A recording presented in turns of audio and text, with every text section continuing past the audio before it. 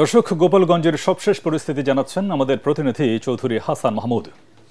তৃতীয় দিনের প্রথম প্রহরে সকাল 11টা থেকে দুপুর 2টা পর্যন্ত কারফিউ শিথিল করা হয়েছিল, আপনারা জানেন। আবার 2টা থেকে শুরু করে সন্ধ্যা 6টা পর্যন্ত চলবে কারফিউ। পরবর্তী নির্দেশ না আসা পর্যন্ত কারফিউ চলতে থাকবে।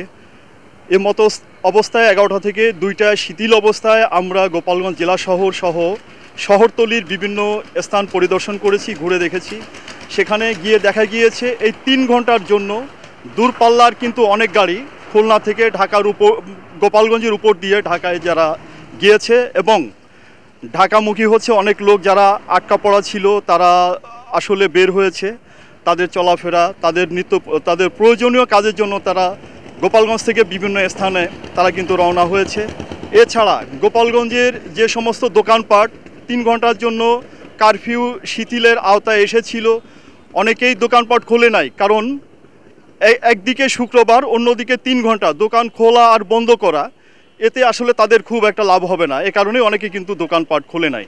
কিন্তু দেখা গেছে যারা নিত্য প্রয়োজনীয় দ্রব্য যেমন কাঁচামাল, শাকসবজি ইত্যাদি বিক্রি করে, যে পচমান মাল যেগুলো পচে যায়, তারা কিন্তু দোকান খুলেছে এবং ক্রেতার সংখ্যা যাদের প্রয়োজন শুধুমাত্র তারাই এসেছে, অনেকে আসে নাই, আতঙ্ক বিরাজ করছে।